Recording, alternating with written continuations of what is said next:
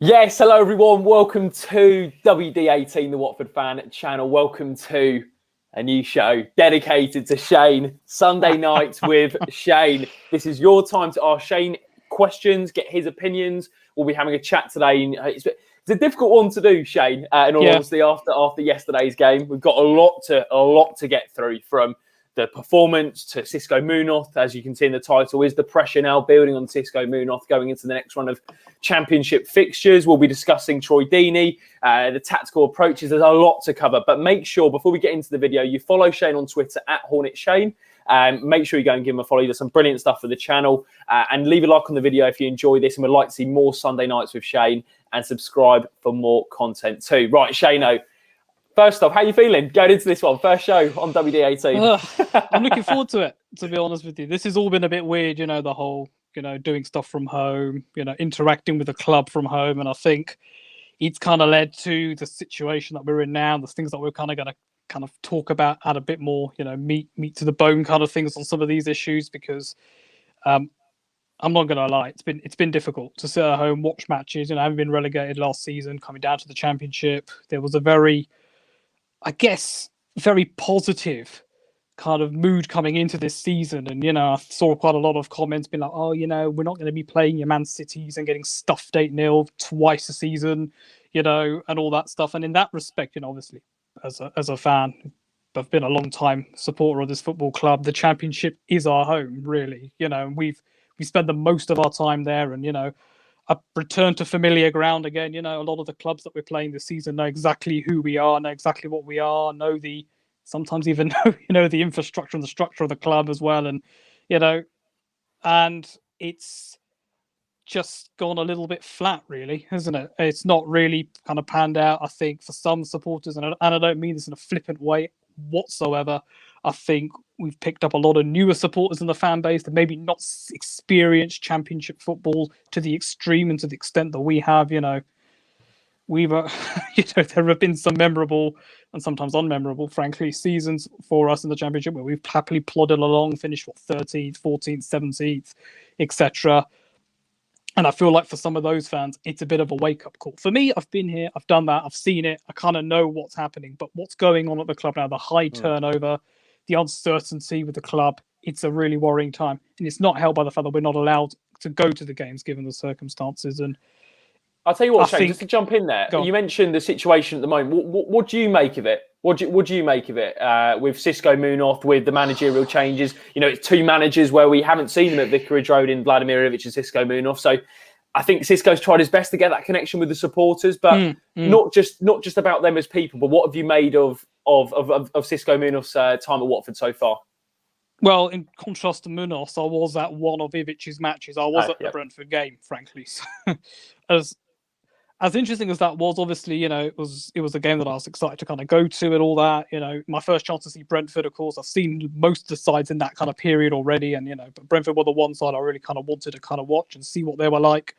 I was very unimpressed with that performance, really. There shouldn't be an instance, and what I found with Ivic as well, I know we're going to talk about this on a wider scale, just to kind of contrast the two managers, is that actually with Ivic, he did make changes when they were needed.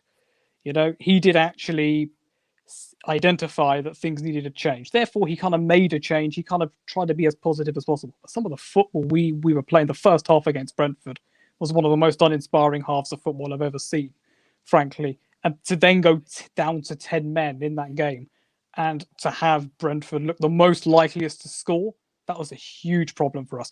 All right, once again, with Watford, we are kind of undone a little bit by a very bad decision. Paritza's goal should have stood, and an extra 3 points now would be frankly a bit of a mockery, frankly. I mean, at that time, if we'd won that game, you're relatively happy with things. But now you add those 3 points to where we are now. I mean, it's even more of a joke of a situation. We're fifth at the moment. How the hell are we doing that? Why are we doing that? The division as a whole is poor. The division as a whole is under strength. And I said at the start of the season, so many fans were saying to me, "Oh man, there are no standout teams in the championship. There's no standout teams. It's got to be down to us to, we're going to be all over them." Absolute rubbish. Absolute rubbish. Look at Swansea. Look at Brentford. Brentford in particular are so impressive at the moment. Why? Because they've recruited well. They experienced the devastating heartbreak last season of missing out in the playoff final. That's horrible. We've been there. I was there at Wembley on that summer's day, and it was a horrible game. And you ask about Munoz and what's going on there. He's a man who's severely out of his depth. He's so severely out of his depth, and it's such a shame because he's a nice guy. And as you say, he's been on social media. He's trying to get people, kind of up for it. He's been accepted into a Watford group chat on Twitter, amazingly. But it's all well and good being friendly, all well and good playing, 80s hits in the dressing room and, all that stuff. It's fantastic. It's brilliant, but we're not getting results. And that's the problem. We're not getting results. He's not changing things up.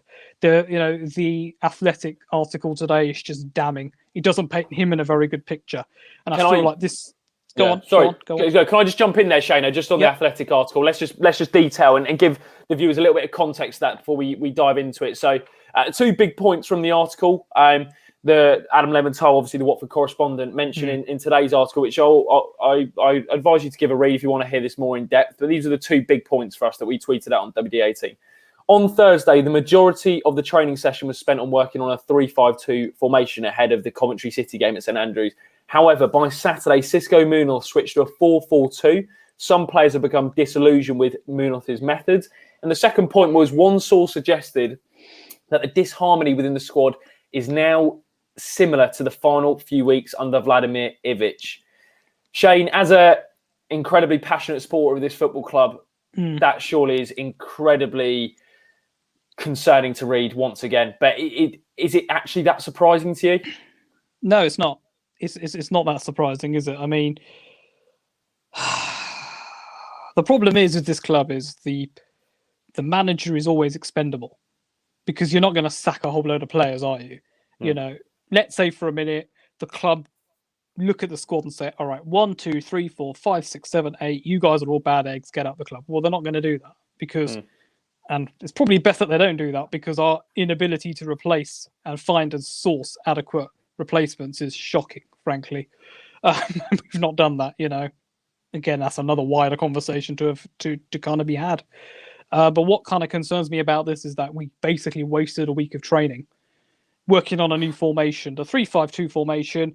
I can understand it from the players' perspective. I feel like the players have been called out this season, rightly so at times, because they've some of the performances, some of the attitude has been appalling. But what you've got to focus on here is a week of training, a full week of training. The players are up for it, maybe.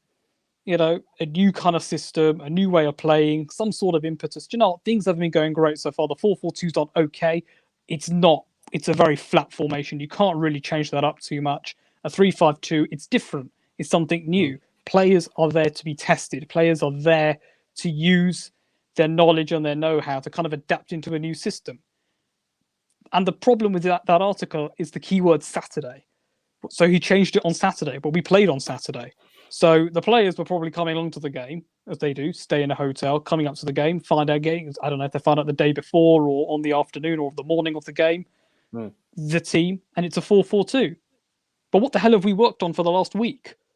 It's got rid of a week. Munoz hasn't used the time effectively. It's very much, the Monday night. Again, Monday night after the QPR game. Shane, can you explain why he did that? Can you explain why he did that? Do you understand? Is there any part of that of the change tactically that you can understand? What I actually think working on the 3-5-2 would have been a good move, but we've got to then use it on the weekend. We have got to look. I don't know how much, with all the injuries and so on. I noticed actually that from Elliot, there's very little talk about the injuries during the press conferences, for example. A few bits and pieces are mentioned. The club had a document about it. I don't know if he was waiting for injuries and all that, but it's the fact that, I don't know, I'll point out Kiko, for example, because he's the most obvious person I can instantly think of people that maybe weren't fit. Was that the swaying decision as to why he didn't go 3-5-2? But that doesn't make any sense. You can just put Jeremy Ngakia in the right wing back role. He's more than capable of playing that role. Again, go 3 at the back. You can put Ben Wilmot, Sirialta, Tristicon. The wing backs and Ngakia and Messina. I genuinely think he was waiting for Kiko to be fit. I think that's a ridiculously poor decision if that's the case. Because there are no other injury concerns. There are no other injury concerns within that team. All right, 3 in the midfield, that is potentially a problem because now we've got rid of Keena. It's 3 out of 4 players being used in there. I don't know, let's say we go Chalabar, Hughes, and Cleverley. That only leaves you with Dan Gosling. Gosling isn't 100% fit either, given he's sat on the bench at Bournemouth. He needs to build up his match fitness. That's what I've read somewhere. Again, that's another bloody massive problem. But why is... Oh, well, anyway. Let me go out there's a lot to discuss in there. Lots to discuss. Yeah. And then ultimately he's 2 up top, but then that ultimately then also gets rid of the wingers in this team. You've got 3 in the midfield, the 2 wing backs. There's no Sarr, there's no Sema, there's no PZ7, who I'm just astounded isn't starting matches. And then I assume if he was going to change things up, it probably would have been something along the lines of maybe Pedro and Sarr maybe up front. Was he maybe thinking down that kind of route? But it is baffling, isn't it, Shane? It's baffling. Yeah, it is baffling. I don't get it. And I think what's this? Look, I'll be honest with you. This time yesterday evening, I was quite a broad-minded person. All right. Do you know what? 0-0. It's not great. The performance wasn't great. Xisco can turn this round. He said he will. Therefore, he will. I wake up this morning, I see that article, and I think, right, this guy is now a dead man walking. And that is how that article is felt. You read, for those of you watching that haven't actually read it, read the first paragraph of that thing. Chris, what's his name? Gioretta, sporting director, pacing up and down the penalty, up and down in the technical area. Yeah, attention-filled Gioretta. Well, we all know how this ends. This isn't our first rodeo. This isn't the first of these articles that we've read. He's a dead man walking. He's skating on thin ice. And I would now go as far as to say, if we don't beat Bristol City in a convincing manner, he's gone. You reckon that's it? I would now go as for I was willing to give him a few matches. I wanted it to work out for him. I didn't think pulling the trigger was going to be the right answer. As has been mentioned many times, we need to give this manager a chance. But he's so far out of his depth. You can crucify the players as much as you want to, and they do deserve crucifying. The performances yesterday were absolutely dreadful. Absent from certain individuals, the performances haven't been there. But a promise to change, as you guys said in the preview, there's a lot of anticipation building up to the game. But what anticipation was there? I mean, what changes did he make? He brought in Sema for Hughes. Hughes is benched. And Zinchenko, what are you doing? And you're starting Andre Gray and Troy Deeney. He's starting Andre. You got João Pedro on the bench. And you talk about in that article as well, there's a disillusionment with the players. I'm not surprised. Do you really think someone like João Pedro is going to be motivated to turn up and perform if he knows he's going to get dropped for every other match? What must Will Hughes? And he looked good when he came on, didn't he? He looked good when he came on. He did look fantastic when he came on. He did, and it's just so frustrating. You're not playing the best players. Hughes in particular, he's one of the best midfielders, one of the best creators in this division. What the hell must he be thinking? He must be looking around the dressing room, looking around at the other players, thinking, "Oh, I really shouldn't be here." Zinchenko as well. He had offers from other Championship clubs, a few Premier League clubs. Or what in God's name is going through his mind? The 6th most creative player in Europe, and just starting him on the bench. What's going on? Yeah. Because there's now a reason now. There's now a point to say Xisco is picking the lineups. He is picking the team. It's not a case of he's delegating it to someone else. He is. He absolutely is. And there's even more disillusionment with the fact that those players are not playing. What needs to change, Shane? What needs to change from your perspective? The personnel's got to change. The personnel has got to change. Troy coming out. Listen, look. Lord above knows I love Troy. I love him. I'll always back him. He puts on the yellow shirt. I will always support him. You know me. You know that. Yeah. But do you know what, mate? You're not helping yourself. You're coming out and saying we need to play long ball. Well, mate, you're not winning enough in the air. You wanted a strike partner. We gave you a strike partner. Andre Gray, Stipe Parita both came out in interviews when Troy was getting himself back to fitness to say, I want to play alongside Troy. Andre has come out and he's vouched for Troy. The two of us know this division. We're good enough. You're not proving it. And at any other club, those two players would be dropped. The reason they're playing is because of their wages. What has to happen, you asked me? Something has got to change. I ultimately do think, I will say in Troy's defence, he looks better in the deeper role. And I think that's maybe something he can do, maybe potentially coming off the bench. I think for the next few games, Troy has to be introduced to something called the bench, and he has to sit on the bench and come off the bench and make an impact in that way. You cannot drop João Pedro moving forward. We simply cannot do that. Most goals from open play. He is our biggest threat moving forward. The EFL commentators, EFL pundits raving about him, the big superstar from Brazil, the man sitting on the bench. Top goal scorer as well. Exactly that. Listen, Troy, he strikes a mean penalty. The goals from open play, though, simply haven't been good enough. Troy needs to make, as I say, Troy now needs to make friends with the bench for a while, for a few matches at least. If by some miracle, and I'm not really expecting a result against Bristol City, and that's how low confidence is with me at the moment, right? If we do somehow get a result there for the Bristol City game, we need to go on a run of games whereby the players who have not performed need to kind of step aside. And when I mean step aside, I mean looking at some of those, maybe those under 23s, because that's all we kind of have at the moment, right? Sam Dolby, I think, should be sitting on the bench at least. If we're going to go off and sign all these young under 23s, 18-year-olds, the sons of Maurizio Pochettino and Dennis Bergkamp, great. And it's fantastic that we're doing that.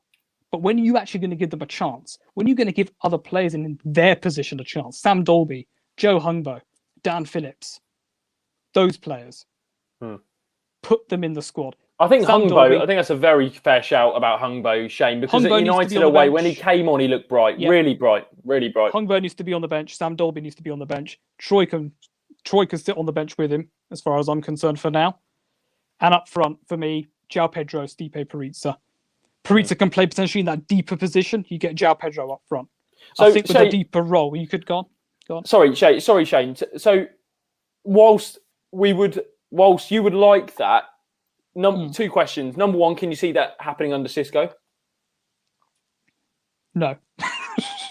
So number two, the question has to be asked whether he is the right man. If he's not making the change you as a fan would want. Now, obviously, everyone has different opinions, but the fact of the matter is, if he's not willing to make those bold calls, and to be honest, I can't blame him, because he hasn't got a lot of experience. He hasn't got a lot to fall back on when things aren't going great. I think it's 20 games in the Georgian League.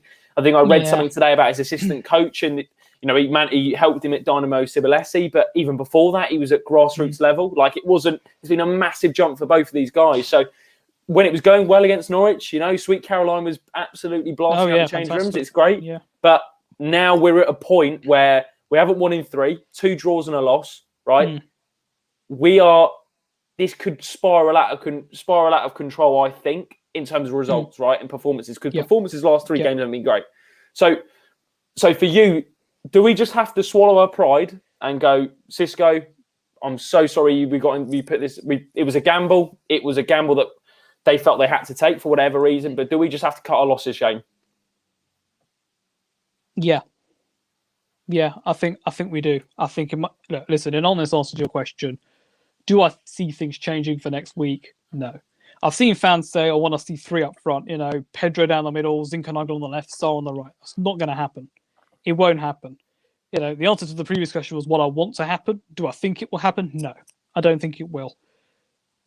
But the problem we've now created for ourselves is who's going to want to come to the club, knowing the absolute, let's be honest, it's a shotgun that's going to be pointed to your head as soon as you come in for this role. You make one move out of line and you're gone, right? Now, a lot of people have said we should appoint a head coach until the end of the season that stabilizes things, as we tried to do last season under Flores. I mean, that backfired massively, frankly. But I feel like we need someone, as I say, going to come in, stabilize things for a little bit. Someone's put there, Eddie Howe. Unlikely to join. I don't know. I don't think he'd come to us. Do you know somebody who I wouldn't mind having back? And I know I may get pelters for saying this, but I think this is somebody who I think will give the players a kick up the arse, B, won't take any rubbish from the players, and C, someone who will actually implement something that is relatively stable. Go on, mate. I'd go down the route of Nigel Pearson again. Do you think he would come back? No, because I think he he did some of the EFL highlights that he wants a new challenge and all that. He wants a new he wants to be in a project that kind of really interests him. I think the Watford job did interest him, but he was treated very poorly.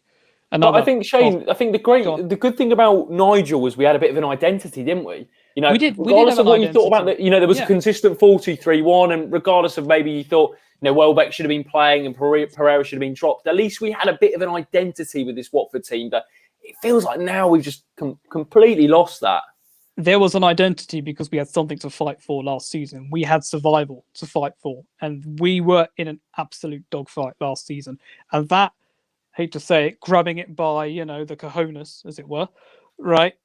That came from Nigel. He's no nonsense. The players played no nonsense. He engineered some fantastic wins for us. But we'll never forget that win at Vicarage Road against Liverpool, which ended up being the last game that fans were at. That was a galvanising performance. The Man United win over Christmas, Aston Villa, Wolves, Bournemouth. He's done it. And at that moment in time, it felt fantastic.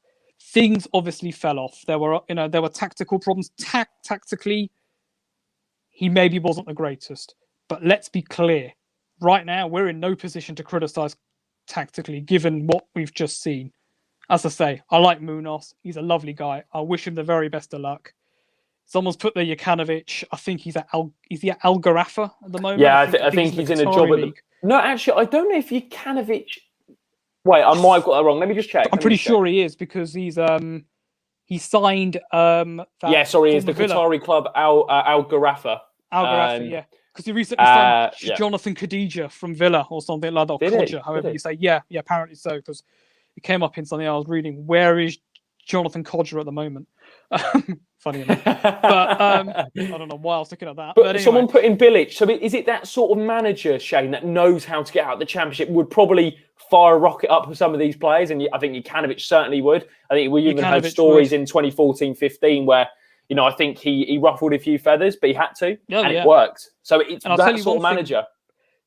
Nigel Pearson, Slavisa Jokanovic. I would stick Slaven Bilic in that as well. He's very no nonsense. Jokanovic is an interesting one because he stuck a rocket up the arses of people like Troy, for example. And look at the output we got from him that season. Someone who Troy actually respects. I'm not saying that players intentionally go out and disrespect managers, but some managers will come with slightly more clout. Yeah. To give it kind of like a better word. When Jokanovic walks into that dressing room, how many players in that squad are actually going to know who he is? Troy will. And that will instantly command respect. Yeah, this guy knows what he's doing. This guy's been here with his club before. The fans love him. I remember my time under him. Now, do I think that will happen? No, I don't think that will happen. Jokanovic, I would imagine, is pretty settled at his role at the moment. Pearson, I don't think that will happen either. Bilic is one as well that I would genuinely look at. But I'm going to be really honest with you, and I'm, this is part of the show, is to kind of get my opinion on things. Now, absolutely, mate, absolutely. When Vladimir Ivic came in, was I happy with that appointment? No, I wasn't. I went along with it because I had very little choice. We're not a club where we get to vote in our managers. It happens. Get over it, kind of thing. I looked at some of his managerial credentials, the Israeli league and all that. Okay, yeah, that's good. Yeah, only lost once in the whole Israeli league. Yeah, okay, that's good. But back of my mind, I was thinking, whirring away, yeah, mate, it's only the Israeli league kind of thing. And I was like, okay. I personally wanted Struber to come in last summer. Why? Because he's a man who knows the division. There was no Ivic. I felt like with Ivic throughout his reign, he was constantly trying to get up to speed, frankly, with what was going on in the division. Struber masterminded an absolute miraculous recovery for Barnsley last season. And incidentally, they ended up beating Brentford on the last day. That condemned Brentford to the playoffs. And ultimately, he managed to move on from that. And look at where Barnsley kind of went from that, galvanized that. They were played. They played for the manager on the last day of the season when they needed a result. Struber, the attacking philosophy. The board have sat and said, yeah, we're going to bring in an attacking manager. How many shots on target did we have yesterday? 2. Two shots on target. So how can you tell me that he's got an attacking philosophy? Now, if we've been on a decent run of results, let's say we'd beaten QPR somehow, And against Coventry, we had 10 shots on target, but then we couldn't score. Well, all right, we're getting into the right positions. We're getting into the right areas, but just not finishing our chances. That's so annoying. But you can see the attacking intent. I don't see the attacking intent with this team. I follow a couple of Coventry fans on Twitter, and honestly, some of their comments throughout the game were like, well, this is really easy for us. Coventry should have won yesterday. Yeah, absolutely. Let's make absolutely no bones about it. Dominic Hyatt missed a great chance in the first half. Maxim Biamu, he's getting into those areas. He was making our defenders work, I'll tell you that much. Yeah, and on another day, they should have polished us off in the first half, and they didn't do that. And when you were looking for a reaction in the second half, when you were looking for Ivic to change things up, he didn't do so. Will Hughes was brought on far too late. You're bringing on Stipe Perizza, who's come back from injury, ahead of Philip Zinkernagel. What's going on? He should have been starting, shouldn't he? He should have been starting Zinkernagel. Yeah, absolutely, yeah. And Perizza's been... How long has Perizza been out for? The minute he's straight back fit again, I think, yeah. Snap, he's straight back in the side again. 5 minutes at the end. Rubbish. And for that reason alone, Munoz has got to go. I do genuinely think that. And I think what will be interesting now is, if Munoz doesn't go, what does this club want to achieve this season? It's almost like having a chat with your school kid or something like that. You know, what do you want to be in life? But Shane, Ollie makes a great point in the comments. Well, in 3 months, we'll be saying the same thing about a new manager. Yeah, we will be. He's not far wrong. No, he's not far wrong. No, and you're absolutely right. And this is the rod we've now made for our back in some respects, because the same cycle is going to be repeated. So we've looked at the players and we've looked at the manager in this chat. Do we now need to start looking further up that pyramid?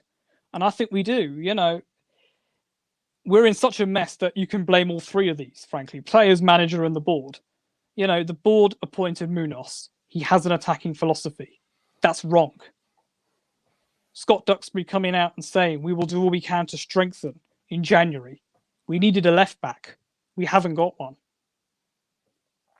We needed a striker. We haven't got one. We've got two up front who might as well be, you know, just not really there, to be honest with you. Perizza was an okay signing, but he's injured. We're not now going to rely on him to go off and get 20 goals for us this season. Go and get us promoted, Stipe. We're all behind you. No. And what makes you think he's going to play enough to go and score 20 goals this season? If his competition, if he looks around him in the dressing room, he's going to be looking at Troy and Andre thinking, well, these two guys are undroppable. João Pedro, yeah, well, he's the big superstar, but even he's not getting game time. So what chance have I got in this team? Then you got Isaac's Success. Of all people, I never thought I'd be saying, let's give him a second chance, third chance, fourth chance. Do you know what I mean? We're in such a massive situation. It goes back to what I was saying. If you want to get out of this division, you've got to do things properly. The recruitment has got to be better. Look at Brentford. I know I keep mentioning them. I know fans keep doing it, and I know it must get annoying. But look at how much someone like Ivan Toney cost. £5 million. If you dig into that deal a little bit more, the deal between Brentford and Peterborough, there's a reason why it didn't work out for us. Because it was a £5 million initial fee and £10 million in add-ons. So what is that in total? £15 million. That's too expensive, I think, for this club. That is what the club would have turned around. Whereas whether the financial situation as well, I don't know the ins and outs, but here's the point, though, right? We had Matej Vidra on our radar. Burnley wanted a permanent deal. We wanted a loan. Yeah. How much was Burnley's asking price for Vidra?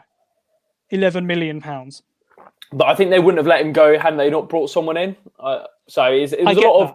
Yeah. So Shane, I just wanted, before we go on a bit of a tangent here, I just wanted to ask you about, there's a few comments, and so everyone who's watching at the moment, there's loads of you, so please do leave a like on the video if you're enjoying. Make sure you go and follow Shano and get involved in the discussion in the comment section. We're more than happy to do more of these Sunday nights with Shane, which I'm really enjoying at the moment. First of which is Joe, which says, should we not give Xisco time rather than sacking after 2 bad results? My question to that then is, what do we think is going to change in that time? Because we've promised, almost sounds a little bit weird, but we were kind of promised a new approach to things. And to see the same old being trotted out week after week, it's clearly not working. Now, I think he will be given the Bristol City game. I think the way in which things are, the kind of narrative that's now been painted now, it feels a little bit like do or die, really, with the Bristol City game. I think you're given the Bristol City game and you say to him, look, we need to see a result. We need to see an improvement. And if that improvement doesn't come, then there have to be serious questions asked. The one big thing, though, about this, and I will make this point, is that we're now entering a period of time where we've got 4 games pretty close to each other. I wonder if he will be given up that little bit of time. I'm looking at the fixtures now. I've got them up here in front of me. Bristol on Saturday. It's Preston on Tuesday. Friday night, Derby County, which is horrendously close to each other. And then we're back again to back in Lancashire to play. So, Shane, does it almost feel like there has to be a change now? If there was going to be a change because of that congested fixture list? And I know it's a very difficult question, but you mentioned, Bristol City, Preston, Derby, Blackburn in the space of 11 days, right? 4 it's absolutely crazy. And then you've got an incredibly big, and then we're getting into the back end of this season where we have got some difficult fixtures. I mean, just off the top of my head, I think Luton, Norwich, Brentford, Swansea. I mean, it's crazy. It's crazy. And I'll tell you why. I think, listen, do I want Xisco to be given the weekend? I actually do. Realistically, if I'm being really honest, and if I was in charge right now, I'd shake his hands, say a huge thank you, give him a pat on the back, and I'd get rid of him now. And the reason I'm going to say this is for this very key reason. Those 4 matches in quick succession are big. Not as big as the game is at the end of this month. Bournemouth away. That's huge. That's massive. That is absolutely huge. We cannot afford to mess that game up. Bournemouth are on a bit of a resurgence. They did very well yesterday. They didn't play particularly well, but my God, they got a result yesterday. Had a little bit of that fight. Have we got that same fight in us? Is Xisco the kind of man to turn up on Tuesday morning, as is when the next training session is? Is he the one on a Tuesday morning to turn up and say, right, we need to get a result, guys. We need to get a result on Saturday. Yeah, no more messing around, no more talking. As Troy said today, in one of the club's interviews, there's no more talking. We've got to start winning games. And we've had that a lot this season. Is Xisco going to be bold enough? Yeah, and but on top of that now, is Xisco going to be the man to turn around and say, right, do you know what, Troy, Andre, yep, we've had a good go with you guys. We're going to change things up a little bit. PZ7, get yourself warmed up. You're in the starting 11 for Saturday. Is he going to make those? Is he going to be bold enough to do that? If the answer to that question right now at 7:32 on a Sunday is no, he must go. It's as simple as that. And we all know what's going to happen, Jacob. We all know what's going to happen at 2 p.m. next Saturday. I'm going to be crying looking at my phone. Because it'll be another... It's true, though, No. And there'll be people that are laughing about it now. It's not funny. It's more. I've just got the image of you looking at the lineup. I've got you looking at the lineup. Just putting the phone down immediately. Sorry, mate. I'm interrupting there. Go on. What were you saying? It is just... But that's the thing, though, right? Because in this period that we're in, football is one of the things that I do genuinely look forward to. And I'm not even going to lie to you, okay? When it got to Saturday, yesterday at 11:30, I looked at that lineup and I thought, why am I bothering? Why am I bothering to hear David Prutton and the Sky Fools sit there and laugh about our managerial record whilst I try and enjoy a game? You know what I mean? I have to admit, mate, I thought their punditry was very good, actually, at the weekend. I thought Danny Cowley was... I like Danny Cowley, actually. Danny Cowley was superb. And Paul Cook as well. I thought they were really good. But there comes a point, though, where you've got Don Goodman sitting in co-commentary. He was scathing. Scathing. It was scathing. And Don Goodman, he knows his stuff. All right, he's a little bit, sometimes, and I do sometimes just sit there and just wonder what he talks about half the time. But I've got to be honest with you, mate, he was spot on Saturday. He was absolutely spot on. And this is a non-club guy coming out and saying that, right? Now, the problem is, mate, everyone knows. Anyone who comes along, watches football, watches our club, me, you, everyone on the channel, we love this football club. Sam, Elliot, they've been so passionate in the last few weeks. The anger you could tell in some of the fans, For the first time yesterday, second half, 60, 65 minutes, I felt myself drifting off. Not sleeping, obviously, but looking elsewhere, looking at my phone, not looking at what's going on.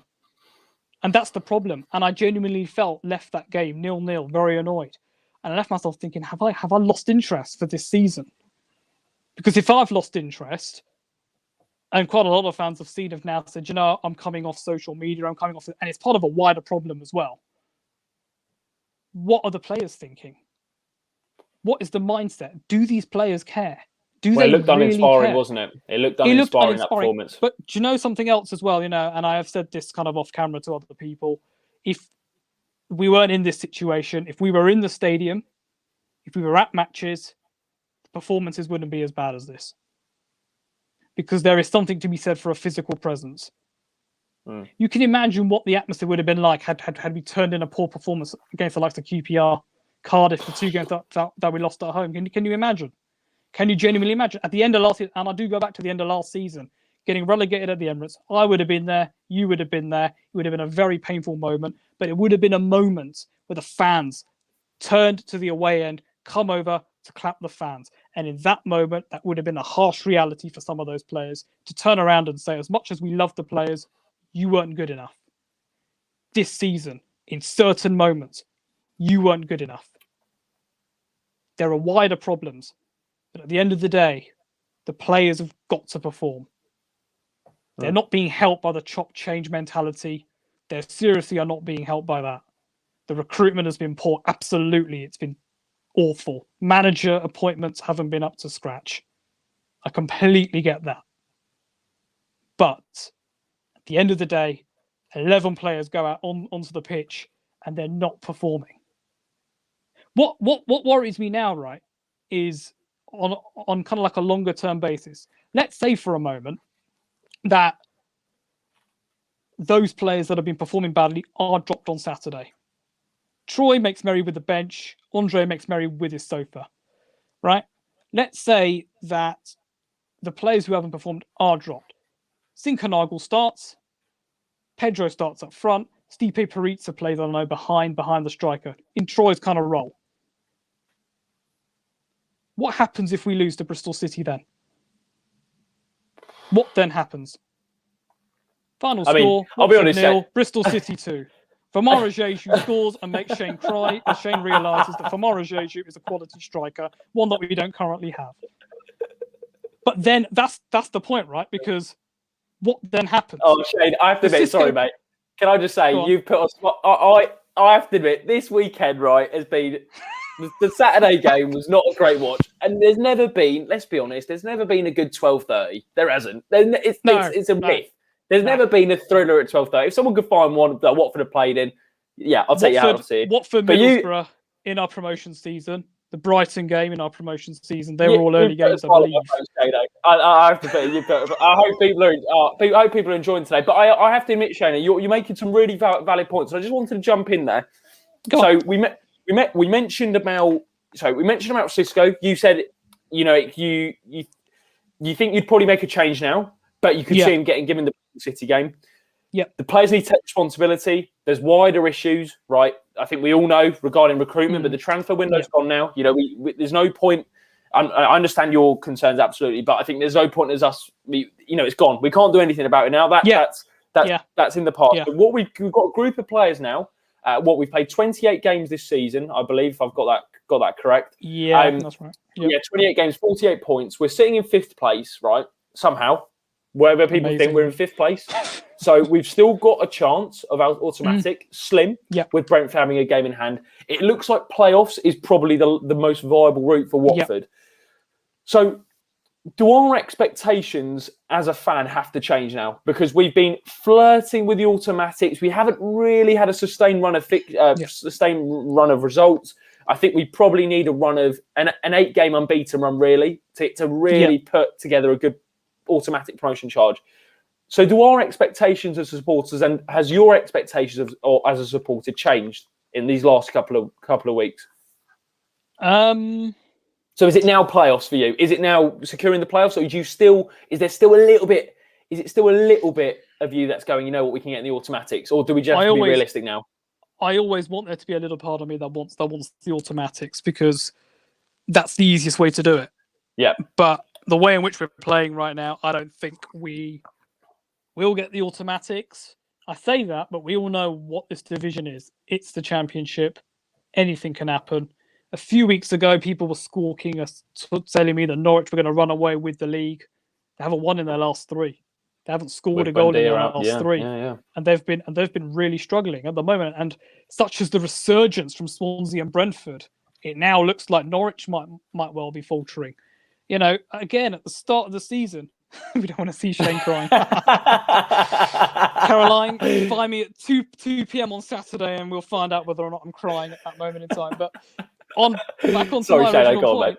No, it's fine. You know, it's just. It's great to see so many of you today, by the way. Really good. We look at maybe like Reading, for example. They were running away with it at the start of the season. Oh my God, Reading looked great. Oh my God, where the hell has this come from? Kind of thing. They've fallen off a little bit. Bournemouth, they've not really been there. Bournemouth could now go on a bit of a run. You know, Jonathan Woodgate, actually, you know, he looks okay. I think we do have to kind of taper our expectations a little bit. My expectations were playoffs at the start of the season. I actually did do a prediction in the back of 442 magazine, which I probably still stashed away somewhere. I actually put us in third at the start, at the end of the season. And I'm still sticking by that. I still think we'll get the playoffs. I still think we'll get third. I can't tell you the gap between us and second. It might be very close. It might be, God, they might have run away with it at the top. I actually predicted Brentford to win the league this year. They started off relatively slow, but they've really picked up now, and they're looking imperious. But anything can happen in this division. I think, as I say, you know, we mentioned it just slightly earlier. The first big acid test. There are 4 games coming up, where we need to go on like a bit of a run at the moment. Absolutely, but the big acid test, another 12:30, of course, away at Bournemouth. That's a huge game. That's an absolutely massive game. And the problem, and the reason I say that that's such a big game is because you look at our March, it's Wickham, it's Nottingham Forest, it's Rotherham, it's Cardiff, it's Birmingham. They're teams that, let's be quite clear, all right? You know, we look at the teams now towards the bottom. If anyone, you know, has got the table, look at the teams towards the bottom of the table. How many of those sides have we beaten convincingly this season? Very few. Very, very few. And that in itself is a concern. The back end of our season, our running is absolutely dreadful. Absolutely dreadful. We need to be in good form coming into that period. And that could ultimately make or break it. You've got Brentford as our last away game of the season. You've got Swansea. You've got Norwich. You've got Millwall. They could all be in and around there, with maybe the exception of Millwall. You know, even if we're not in that push directly, we could still have a massive say in what happens, as is sometimes often the case. There was a lot of shock after we lost to QPR. A lot of shock just from the general EFL Championship world that happened. But then the night after that, Sheffield Wednesday went off to beat Bournemouth. And Norwich dropped 2 points. So it's a topsy-turvy division. My expectations were always third. Playoffs. Anything can happen in the playoffs. League form goes out the window. It is a straight shootout, 2 legs, over the semi-finals, and in the playoff final. And I swear on my life, Jacob, those are 2 matches, if we do get there, that I so desperately want to be at, because I can't imagine what it'll be like sitting in front of my TV watching that. It will be so tense. It'll be uncomfortable, and it won't be pleasant. The way things are going right now, it doesn't look like we're going to be at matches this season. But the big question is, if this club knuckles down, if this club, the players show us what they're really capable of. We know what this squad of players can do. We know, we've seen it. Sometimes it's a little bit individual. It's the odd one-off game. But the majority of that squad were with us when Javi got us to that cup final. What did Javi manage to do with that team to galvanise them, to get them there, to get them to that moment? We have experienced greatness. If we're able to go up, I'm not sure what will happen next season. But when fans return to Vicarage Road, what are we going to be watching? Are we going to be watching a Premier League Watford side? Or are we going to be watching a side who struggled and stuttered their way through a championship season? A side who looks slightly devoid of any kind of confidence, who are welcoming another man at the helm, a different change, a new plan? Will it be more of the same? I want it to be the first of those. I do want to get promotion this season. There are a lot of fans saying that we need to have like a bit of a rebuild and all that. I think that would be beneficial. It's going to be harder to get out of this division. You look at the sides that are fighting for relegation in the Premier League. Are those, if the season stops tomorrow morning, the 3 sides that are in the relegation zone, you've got Sheffield United, you've got West Brom, and you've got Fulham. Those sides are far better equipped to deal with the Championship. And I guarantee they will not screw up their summer transfer window if they're relegated. They'll make sure that they're ready for this division. West Brom have had the majority of that squad at West Brom have pushed for the playoffs. Sorry, have pushed for automatics. And as somebody, a few people have mentioned in the chat, Slaven Bilic, he was a key part of that. Treated like rubbish at West Brom. Absolute rubbish. Have things got better for them? No, the grass isn't always greener. But when they were in the Championship, they had a manager that they respected, and they ultimately, they did it. They managed to do it. We need someone with experience in this division. That's why I said Struber at the start of the season. Ivic, yeah, good record. But the number of times I hear him say, the players weren't performing for me, the players weren't doing what I wanted, it's a challenge, I need to get used to this division, rubbish. That's why you need someone who's experienced, who knows what this division entails. We all know what it entails. But in answer to your question, there were lots of calls at the start of the season. Players are going to walk the league, to use the nicer word for that. This club will walk the league. This club will be, will be far and above everyone else. Ismail Assar will be tearing players apart. On all of that, it was too brave to admit that. Far too brave. That squad list at the start of the season had some EFL pundits, reporters up in arms. It should be illegal. It should be illegal. Yeah, how can you walk into this division with that? Colin Murray I think I was one of them. we should implement sanctions on Watford because of this squad. Oh my God, some of the comments that were coming out. We've fallen so far off expectation. It's staggering. But it is that little bit of arrogance. The Championship is never easy. It's a baptism. It's a baptism of fire for some of our players. João Pedro, Ismail Assar. They're not used to this kind of way of playing. They're not used to being. They might well have played in like the second division, third division of their respective countries when they were growing up. But in the prime of some of their careers, where they are now, it's a baptism of fire. And that's what disappoints me about players like Troy and Andre. They've been there. They've done that. They've got the medal. They've got the T-shirts. Fond memories for them in this division. But they have fallen so short. I'm angered by it, in all honesty. The players have got to fix up. But that is all we can say. We can't turn up at the ground and give our opinions on it. Because I'll tell you something now. The players miss us more than we miss them right now. And I'll make absolutely no qualms about saying that. The players miss us. They miss us getting on their backs. They know when something's wrong. You hear it many times. We can tell when the fans are nervous. We can tell when they're excited. We can tell when they're pumped. We can tell when they're anxious. We can tell all of those things. And that has had a massive impact. Had a massive impact last season. It's had a huge, wider impact this season. We have struggled. Other teams have struggled. We look at Sheffield United, for example. Would they be in the position they are now without their so-called 12th man? Liverpool today, big game against Man City, without their 12th man, would they be accepting those kind of performances at Anfield, at Bramall Lane? Would we be accepting that at Vicarage Road? Hell no. Because I'll tell you something now. We walk off the pitch against Cardiff. We walked off the pitch against QPR on Monday night or whenever the game would have been played. An audible sound of the booing. The booing knows. The booing, and you can tell. If there was going to be any boos, there might not have been. You can tell the discontent. And it's the discontent to say you weren't good enough. And that's the fact of the matter. So we need to almost, Shane, just to wrap up, it's almost about now for you, and correct me if I'm wrong, bringing someone in who demands respect, has experience in this division, has enough ability to take a team up in this league. And if that happens, you'll be confident we can go straight back up. Is that correct? Yeah, I would say that. I don't think, I think if you were to put me on the spot and say, okay, you now need to give me a name of someone that you think can come in, Slaven Bilic. Okay. Slaven Bilic. Do I think we'll go up automatically with him in charge? I don't think we would.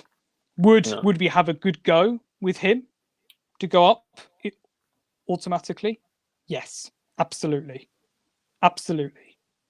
But I think the realistic side of things dictates to me that we will be in the playoffs.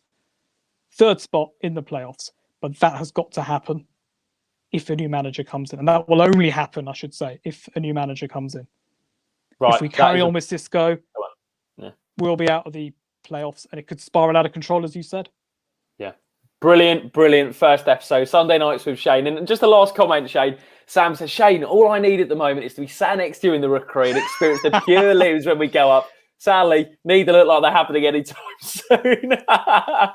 Oh, brilliant comment from Sam. Brilliant comment. That's fantastic. And do you know what? Actually, that is a very valid point. You know, it's been a very tough time for people. It's been a incredibly tough time for people, you know, losing their jobs, potentially no longer, I don't know, seeing family members and all that. Family members that they'd maybe go with to Vicarage Road, watch football with. It's been an absolutely awful time, but we need to hang on in there. The good times will come back. We're in a very rocky period right now, and I would just say to any fan, you know, stay strong, keep positive as much as we can, and come and join us and have a laugh as well, because the best way we're going to get out of this is for having a little bit of a laugh, being serious as well, but also seeing the light-hearted side of things, because you all know when we're back, it's going to be fantastic. But hold on, we will get out of this.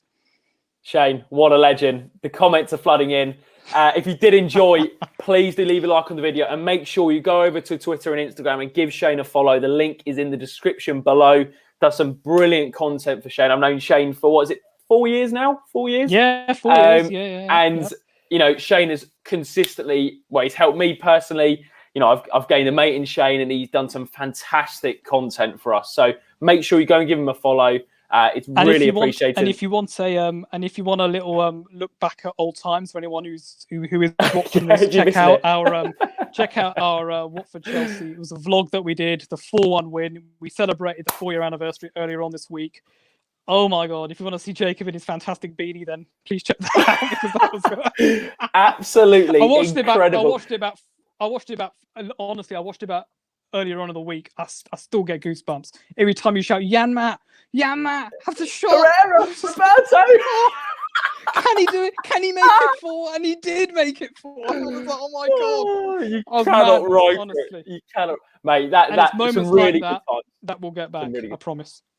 I really hope so, mate. That was an amazing moment. Some lovely comments.